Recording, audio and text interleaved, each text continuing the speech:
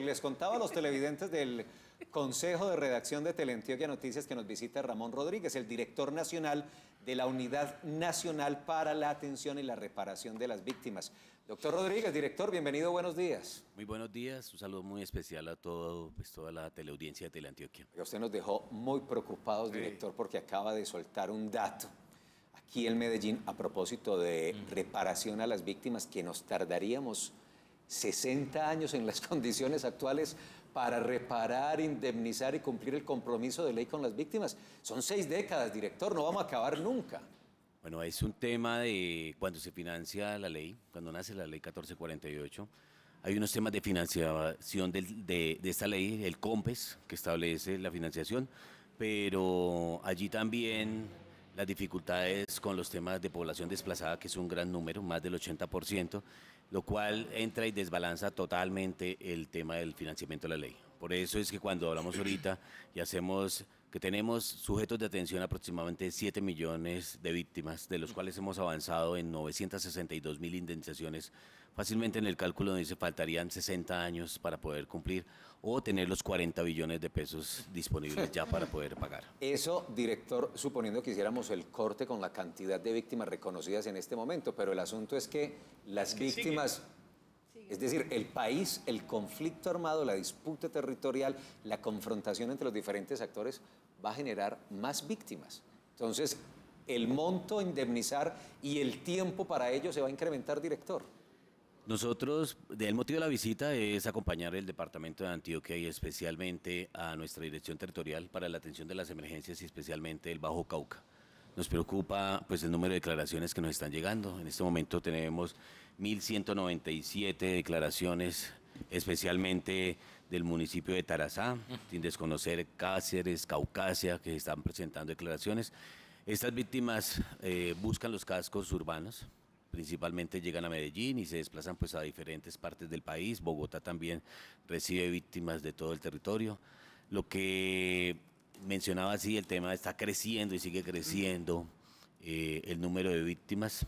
Para nosotros es una preocupación, para el presidente es una preocupación, por eso el compromiso está en la prórroga de la ley 1448, seguir con la prórroga de la ley, pero también estamos haciendo un estudio técnico, qué nos faltaría, cuántos serían los recursos, dónde conseguiríamos los recursos para poder financiar, pagarle las indemnizaciones. Es toda una ruta, la ley 1448 establece la ruta de atención, asistencia y reparación. Los temas de reparación no es solo el pago de la indemnización, para las víctimas pues es una de las más importantes porque es el recurso económico que reciben. Por eso estamos buscando muchos mecanismos de conseguir recursos de cooperación internacional que nos ayuden con los temas de la reparación colectiva. Estamos buscando recursos de otras entidades, ahorros que se puedan hacer. El año pasado logramos 35.000 millones de pesos que se ahorraron dentro de la misma entidad, avanzar en los pagos de indemnización, pero es una deuda que es muy grande, tenemos que conseguir los recursos para poderle cumplir, ajustar de pronto los montos y poderle cumplir a las víctimas. ¿Qué nos ha pedido el presidente?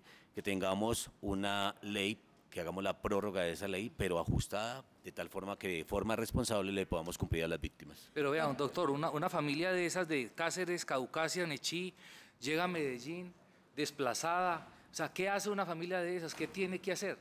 Lo primero que hay que hacer es tomar la declaración, una declaración que la colocan ante el Ministerio Público, están las personerías, por lo general, la Defensoría del Pueblo, también está ahí para la toma de las declaraciones.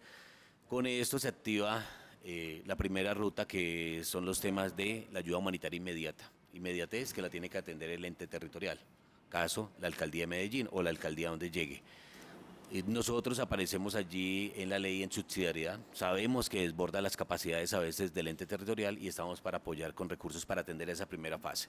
Garantizamos que tengan la declaración, después de que tengan la declaración pasa al área de registro y nosotros definimos si lo incluimos o no lo incluimos en el marco de la ley 1448.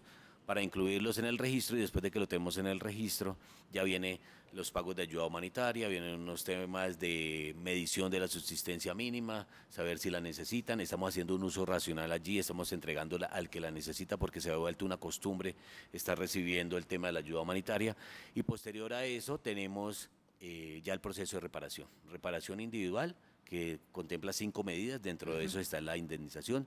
También hay que hacer mucho énfasis a las víctimas que hay que cambiar la forma de pensar, por eso es importante la atención psicosocial. Muchas víctimas necesitan, de pronto más que el recurso económico, el tema de atención psicosocial. Doctor Ramón, usted decía 40 billones de pesos, pero pongamos en el caso de las FARC, que se someten a un proceso de paz, se comprometen con la reparación de las víctimas, pero todo Colombia sabe que no han entregado lo que tienen que entregar en cuanto a bienes y en cuanto a pertenencias. ¿Cómo de verdad obligar y garantizar que esos recursos lleguen para poder indemnizar a estas personas? El trabajo que se ha hecho y las indemnizaciones que se han entregado, las 962.000, ha sido fruto del esfuerzo presupuestal de la nación, o sea, los impuestos que pagamos todos los colombianos. Allí estamos monetizando en este momento, la unidad también tiene, ahí al lado tiene el Fondo de Reparación a Víctimas, pero esos son los primeros postulados de justicia y paz que entregaron bienes, tenemos más de 1.126 bienes allí, pero son bienes que cuando nos los entregaron tienen muchas dificultades, vienen con anotación de la escritura, vienen con poseedores y hasta que nosotros los saneamos para poderlos monetizar se nos van 3 o 4 años. Esperamos este año poder monetizar un 40% de esos bienes que ya se sanearon. Eso es otra fuente de ingresos que nos ayuda para ir cumpliéndole a las víctimas. Frente a los bienes de la FARC, en este momento todavía no hemos recibido ninguno. La unidad que le interesa recibir el dinero, no nos interesa recibir tantos. O sea, la idea es que se administren. En este momento los procesos de extinción de dominio tienen que avanzar y a nosotros cuando unidad de víctimas lo recibe la unidad, lo que le interesa es el dinero para poderle pagar a las víctimas, para poder entregarle la indemnización y avanzar en todos los procesos de reparación colectiva que tenemos en todo el territorio. Doctor, esa prórroga de la ley 1448 no se quedará cortica y será de pronto necesario que los municipios, dentro de su propio presupuesto municipal, de una vez impongan una suma para atender a estas víctimas que llegan a estos municipios. Los municipios son muy juiciosos Sí. y tienen en el marco de la ley el cumplimiento. Nosotros le hacemos seguimiento a través del tablero PAT, que es el tablero que nos discrimina en qué están invirtiendo los recursos. Por eso, cuando hablamos de la inmediatez, ellos tienen que hacer el primer esfuerzo en atender a las víctimas en el territorio. Ya. O sea, ya es el primer gasto. Y ustedes Ellos son los primeros que reconocen, correcto. Que sabemos que municipios de esta categoría, donde su presupuesto no es más de 20 millones de pesos, por ejemplo, para atención de emergencia, y tienen 5 o 6 emergencias en el año, fácilmente desborda su capacidad, por eso aparecemos nosotros en subsidiariedad. Entiendo.